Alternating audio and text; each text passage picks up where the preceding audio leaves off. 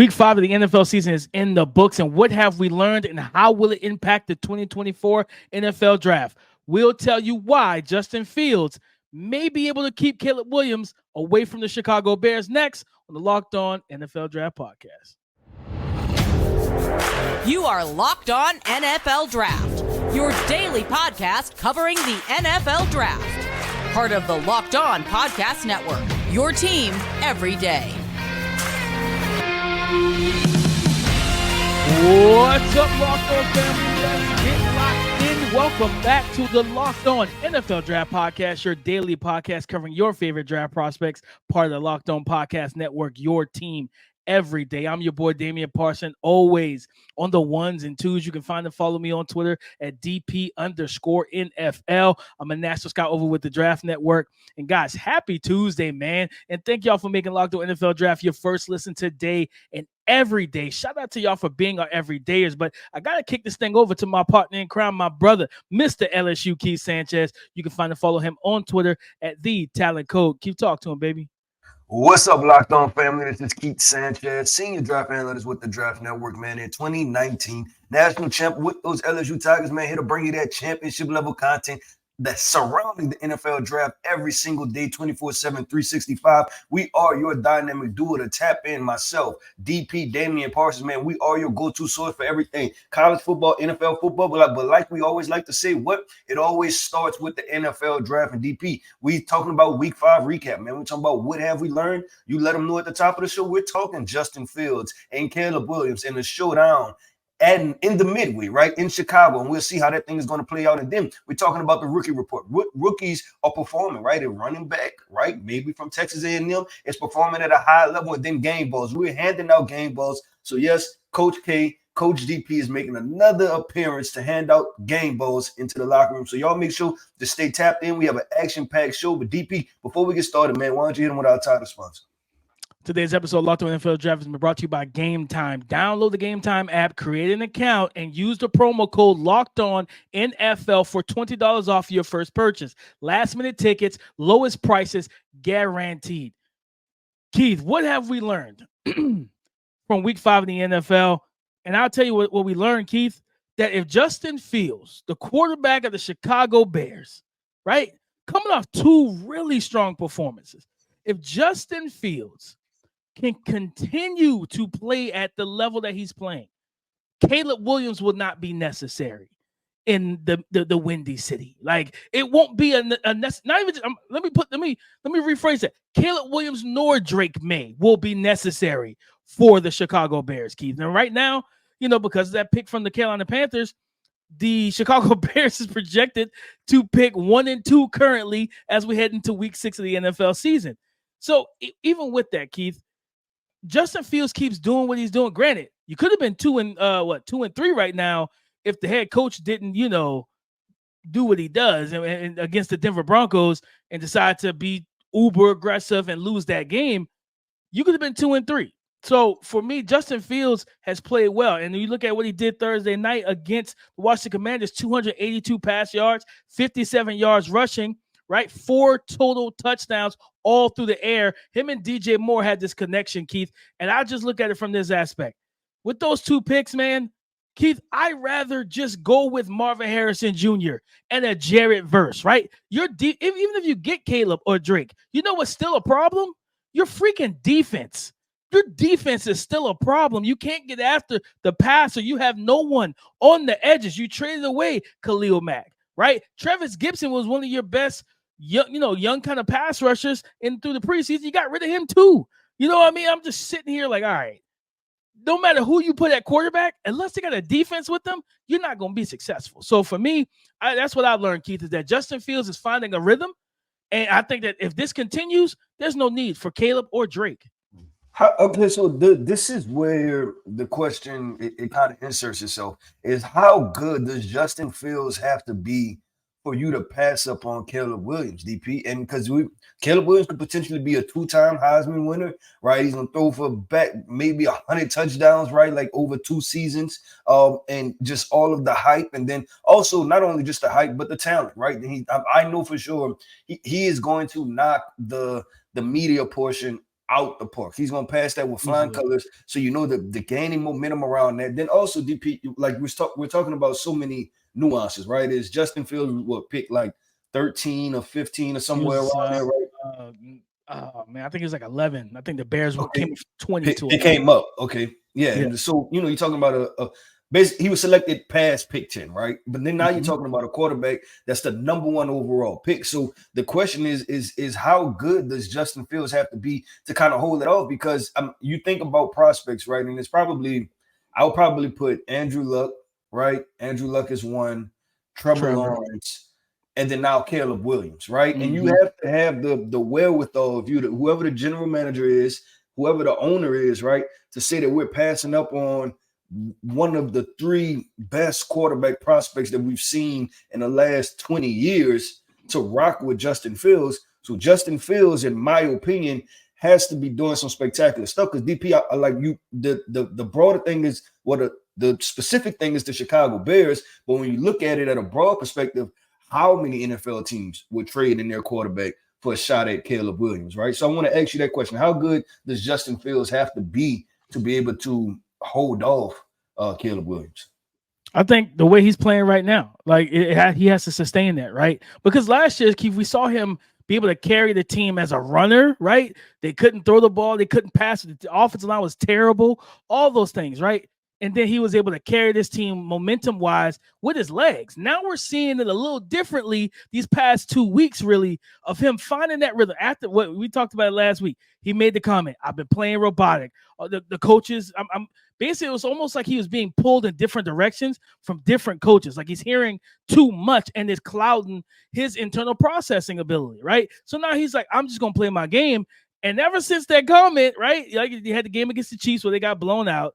And then the Denver game, and then against a really strong Washington Commanders defense in front, he's looked like the guy we wanted to see. So I think if he continues, I'm not saying you got to go out there, have 500 total yards from offense every week, but I think playing at this clip, right, not turning the ball over, being decisive, getting the ball out quick, showing that he is a good processor or an improving processor, the arm talent, things of that nature, and still being able to make the plays. Because as great of an athlete that Caleb is, athletically, he's not on the par with Justin Fields. Justin Fields is a 4.4, potential 4.3 type of athlete. That's not Caleb. Right. You know what I mean? So it's like, and the thing, people are going to, and they're going to throw out generational with Caleb, right? Miss me with that crap. I don't want to hear it. I'm tired of hearing that. For every year we got a generational prospect. I'm tired of hearing it, Keith. So it's like with Caleb, as much as I love his game, there's flaws in his game too that people clearly gloss over. The fact that he doesn't take checkdowns, the fact that he misses open reads that are staring him dead in the face because he's chasing the long ball. In the NFL, that will get you in trouble.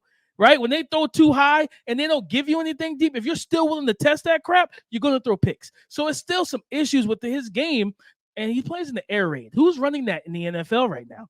You know what I mean? We got to call this thing a spade, where when it was Kyler, it was like, well, he's got to be dependent on the air raid. Baker Mayfield, he's got to be dependent on the air raid. We're not hearing that about Caleb, and he's playing for the same coach they played for. So for me, it's like, I get it, but I'll just look at it from the aspect of, you put Caleb in a bad situation. What do we see with Andrew Luck? He was able to do a lot of good things, and he got killed behind a bad offensive line. What did it do? Force him to retire early, right? Trevor Lawrence, the jury's still out. He had a great game against Buffalo, but the jury's still out. There's been no game-to-game consistency of him being generational. So that's how I look at it, Keith.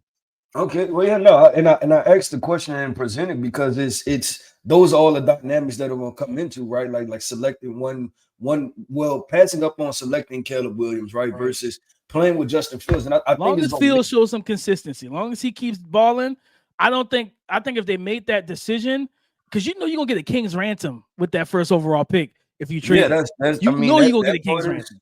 That part is very true too, and you never know if you can potentially trade that number 1 overall pick and then still be sitting within the top 10, get the king's ransom, and then still have 2 first-round picks to select a Drake May or a Michael Penix. I know one team that'll send a bunch of picks over. Sean Payton in Denver. They will absolutely do it.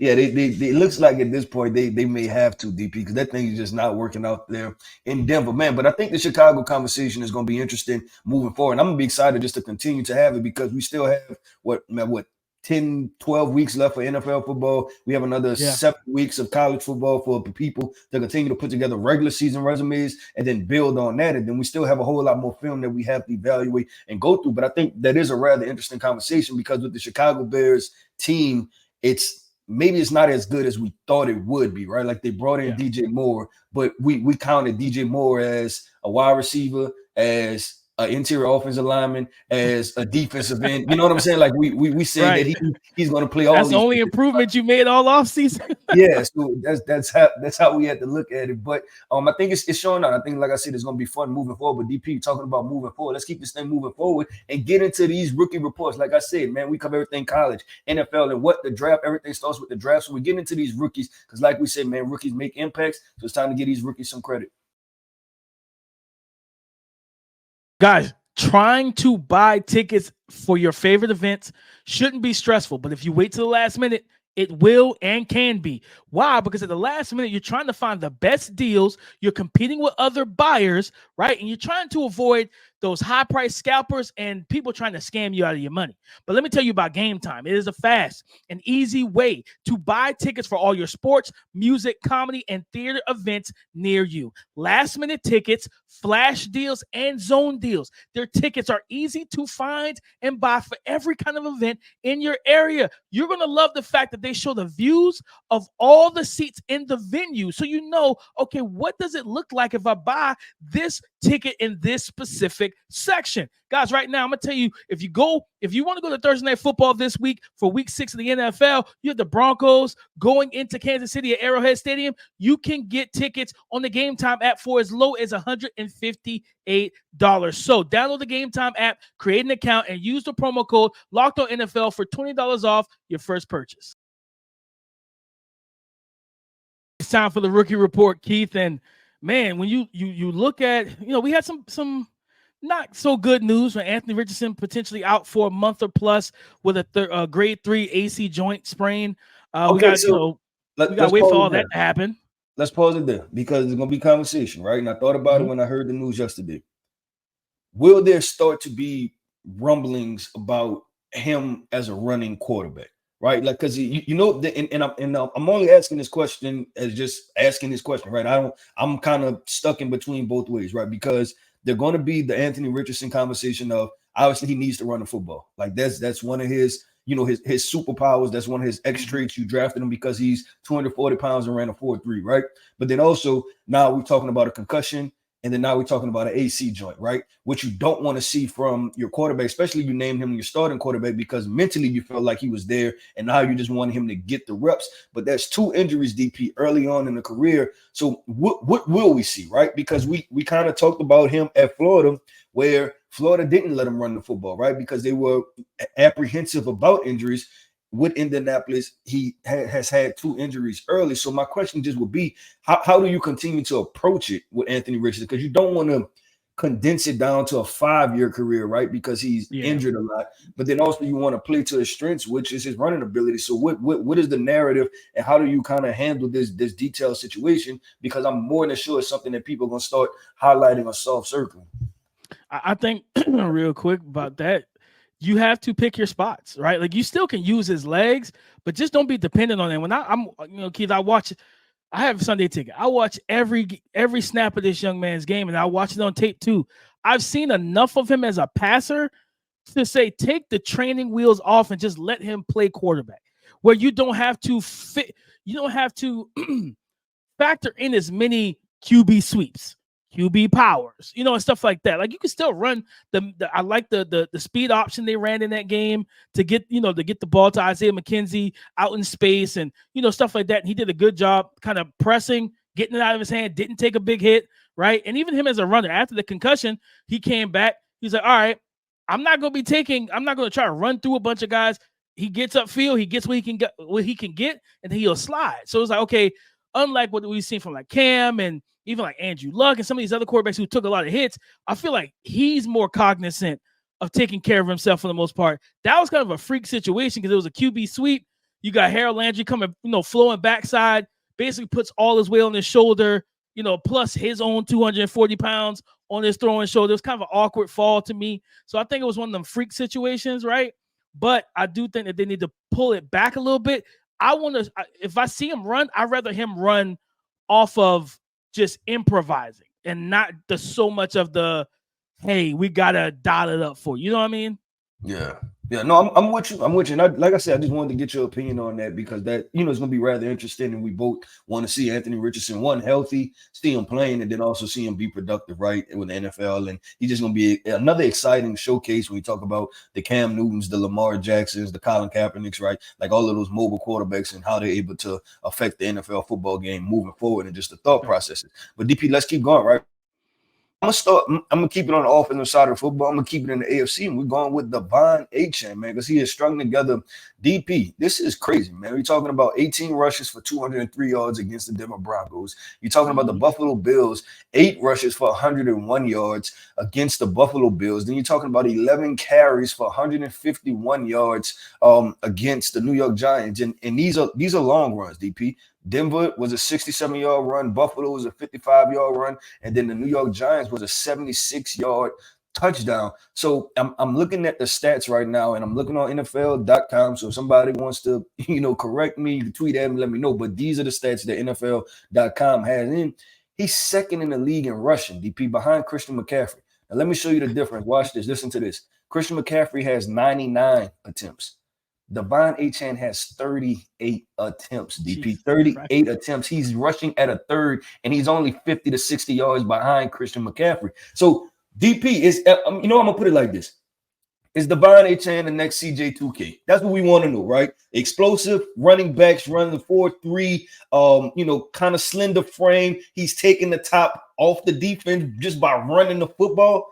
He has scary speed. Is he the next CJ2K? That's what the people want to know. I'm a man of the people. Yes, Keith, he is.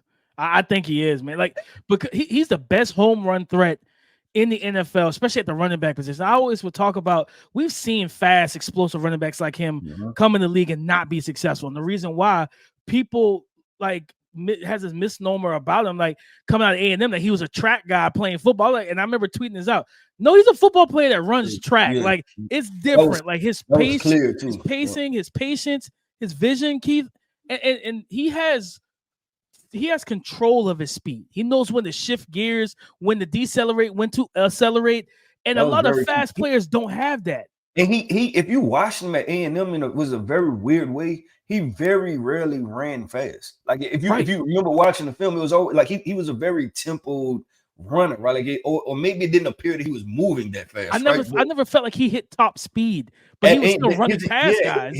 His entire time at A&M, I never felt like he ran to his top speed. I agree with you. I feel like he was just toying with defenses at that point. Yeah, and maybe this DP, maybe you're talking about A&M who they run a lot of gap and power type stuff, right? And then now him finally being in the offense to where they run that zone, and there's a lot of one cut and then get upfield and then really turn on the gas, and he's able to just hit the whole full speed, and he's outrunning angles, and it's by far. But I'm also seeing a little bit of him breaking tackles, DP. You're talking about just contact balance with him. That was something we seen at A&M. He was a good runner as far as contact balance, and it's translating to the NFL. But there's one more rookie, DP, and this guy's on the defensive side of football, and we've highlighted him, and you know what? He's going to keep making us highlight him, and that is defensive tackle for the Philadelphia Eagles, Jalen Carter. I'm going to pass it to you, DP, and let you pick up. 4 tackles, 2 QB hits, 2 more sacks. He leads the Eagles with 3.5 sacks. Keith, and he's not even getting the bulk of the snaps just yet, right? Like he's not like a 85% snap share guy yet, because they have such a great rotation of defensive linemen when everyone's healthy, right? Milton Williams, Fletcher Cox, Jordan Davis, like the list goes on. They got a lot of guys that they can rotate and move around. This young man, Keith, and you can tell the people, when I would come on our TDN meetings, because I had Georgia, you know what I mean, in my region last year, I got him again. And when I finally did the deep dive on Jaylen Carter, I said, listen, man, I know we call Will Anderson the Terminator, and he's been the best defender in college football. This young man rivals him easily. Like those are the 2 top defenders. He is a game record, Keith. the power, the quickness, right? And it's like just watching him and how he can deconstruct. But he's taking on double teams. There was a one play in the game on Sunday where he was lined up, I think, as in the opposite A gap as a one tech or even at maybe the 2I. And when he attacked the inside shoulder of the center, he drove the center into the opposite offensive lineman to his right, to the guard, knocked the dude straight off his feet with the body of the guy trying to block him. Like, so you see the power that he has, but like that quickness, Keith, that cross chop, the cross club, things of that nature, to just be able to quickly get offensive linemen out of his face so he can get into the face of the quarterback. Man, he's going to be an all-pro at this point. And like I said, we've highlighted him a lot on the rookie report, but if he keep doing this, he's probably going to show up week in and week out, because we can't deny the young man. He's a game wrecker, man. Like he's trending. I'm gonna say this, Keith. He's trending into that. Like, his potential to me is Aaron Donald. That's his potential as a. We're seeing this stuff in the first few weeks of the season. Wait till he's 3 years in, right? Like, I'm just saying, like he's trending in that direction. Yeah, I was going to go. You threw out Aaron Donald, DP, who is obviously best defensive player, arguably like one of the best to ever do it. Some people may say he was the best. It is the best, right? I was kind of more on the train of Ndamukong Suh, right? And Ndamukong Suh, his career, right, is weird because the off the field stuff, not even off the field, because he's great off the field, but it was the out of play stuff, right? Early on the field stuff. Yeah, it was on the field stuff, but it was off the play, right? Like that, right? That stuff kind of, I guess, tainted or took a little bit away from just how dominant he was as a football player, but then also how celebrated he was for what he was able to do. Because Ndamukong Suh is the same type of guy coming from Nebraska, right? Like, he hit the ground running in the NFL, and I feel like they're probably very comparable in size, right? Like right around that 6'3", 300 pounds, and you just see. I see the same type of mean streak that I've seen from Ndamukong Suh. You know, I see it in Jaylen Carter and just how they're able to be physically dominant, man. So I agree with you, DP. Jaylen Carter, his trajectory is on something special, right? Like that's what you just see, and he's just able to dominate. And then you're also able to see just, you know, because you have Jordan Davis there and you know, you have Milton there, but you're able to see that, like, there's levels to this, right? And Jaylen Carter just naturally has something that he was born with, that obviously he's tapped into and developed and everything else, but he can just do stuff that other people can't do. And he's a special talent at the defensive tackle position. But DP, man, let's keep this thing going. Let's keep it flowing, man. And matter of fact, I'm not even going to say DP. I'm going to say Coach DP. Coach DP and Coach K, it's time to make those appearances, jump into those locker rooms and hand out those game balls. So game ball segment, we handed them out. Coming up next.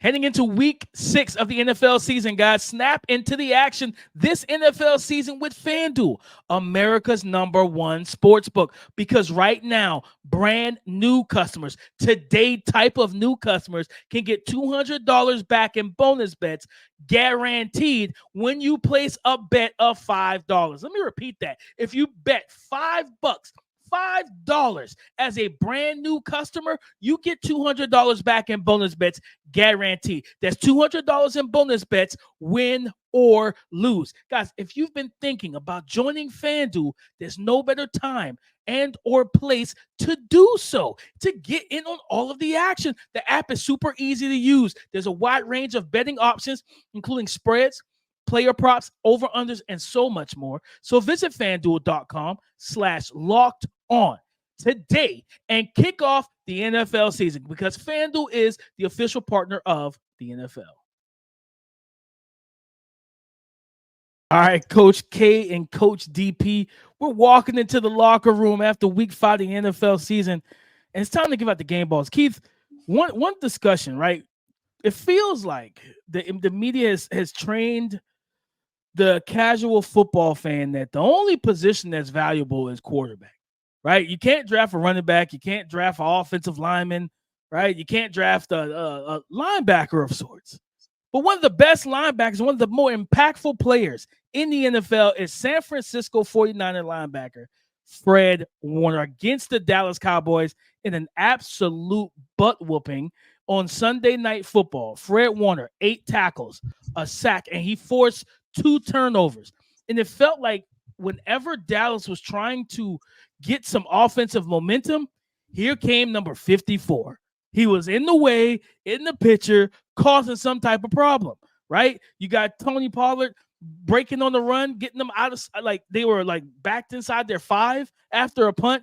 Nice run, was going to push them out towards the 15 or so. Here comes Fred Warner.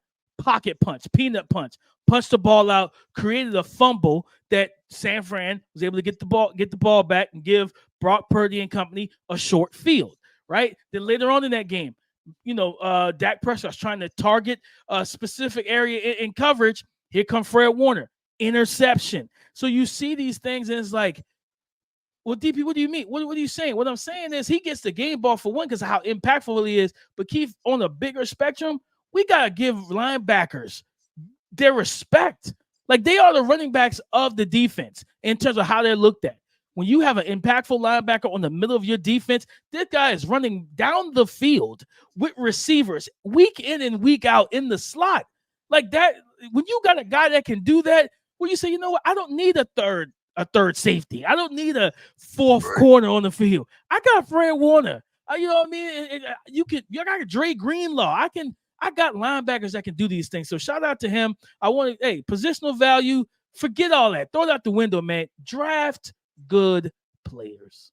DP, you know where I'm at with this. I've been on this train for a while. I don't know why in the draft community we've decided that, if you're an all-pro linebacker, it don't matter, right? Like, what are we talking about at the end of the day? Like, and tap back into, because you have to take into when plays are being made, and what does that make the other team do, right? And Fred, like you talk about that Tony Pollard run. First of all, Fred Warner changed the game.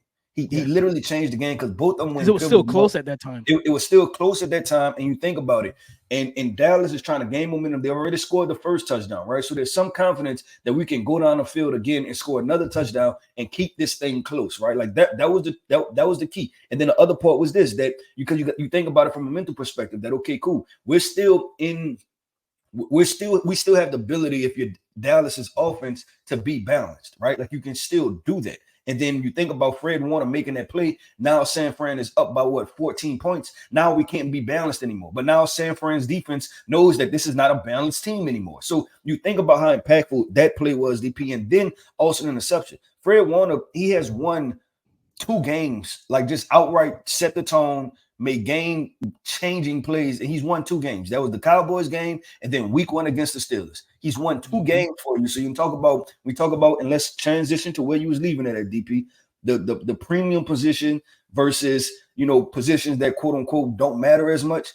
I don't know what matters most than just winning a football game from a defensive player, right? Would you rather the 12th defensive tackle, or would you rather the best inside linebacker in all of football that can make plays for you? So from a draft perspective, DP, I think it's important that we start looking at it like this is about acquiring talent, right? So at the end of the day, it's about acquiring high-level talent because players are going to make plays, and that's what you've seen in this Cowboys game and you've seen in the 49ers games, right? Look at it from a draft perspective. Running backs don't matter. Okay, yeah, cool. Tell Christian McCaffrey that. Hey, tight ends don't matter. Yeah, cool. Tell George Kittle that. Hey, linebackers don't matter. Yeah, cool. Tell Fred Warner that. And that's the positions, right, that the San Francisco 49ers have built this team on, and they look like the best team in the NFL right now, point blank, period. So when it comes down to a draft conversation, DP, we have to grade these guys. And I understand it. Quarterback, let's throw quarterback out the window. But everything else, it's like acquire high-level talent. And if you have a special football player at that position, then that's what we should be attacking because he's going to make special-level plays. So that's why I'm at now. I thought it was a really cool draft discussion and definitely wanted to give Fred Warner his flowers right now. DP, he should be in the Defensive Player of the Year conversation. He's already at 41 total tackles. He has 2 sacks, a forced fumble, and I believe he had 2 interceptions. Yeah, I think he had 1 against Dallas. No, he had a tip ball against Dallas. So he has 41 tackles, 2 sacks, a forced fumble, and an interception, right? So you're talking about he's filling the stat sheet up already, and he's being the leader of that San Francisco defense. But DP, let's switch over to the other side, man. And we talk about this, the Locked On NFL Draft podcast, right? So we're talking about young players that's making plays, right? And he wasn't quite a rookie, so we couldn't put him in rookie report. But he's a second-year player talking about Desmond Ridder, man. And we want to hand out the game ball to Desmond Ridder because he by far had his best NFL game best game of his NFL career. He went 28 of 37,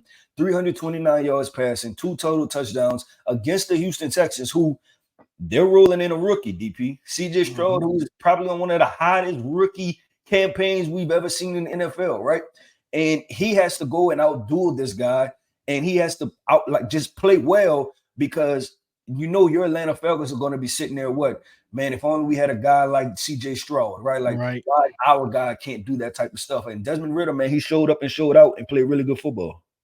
No, 100%, man. And then coming off of the game he had the week before, right, in London versus the Jags, right? He threw a pick six. He threw another interception. He did not look good. But to bounce back from that at home, and Bijan wasn't Bijan and completely. He had the great touchdown play, but he fumbled. The Texans were able to kind of slow down that run game and keep to see him just go out there and be able to listen. Finally got the ball to Kyle Pitts. Granted, Kyle Pitts was on my bench in fantasy, so it didn't help me none. But he finally got the ball to Kyle Pitts, and I just want to see more of that. Get the ball to Kyle Pitts. Get the ball to Drake London.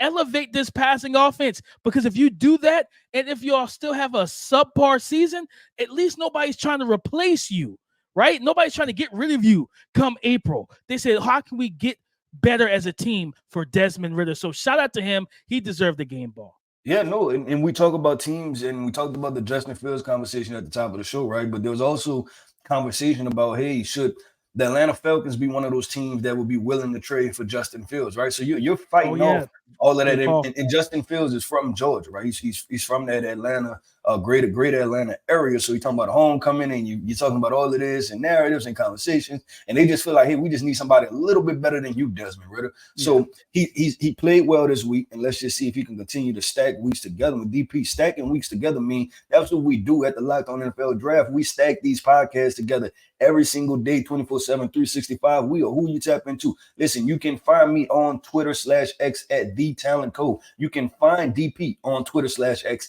at DP_NFL. Like we say, man, shout out to our everydayers, and make sure y'all talk to us, because we like to talk back.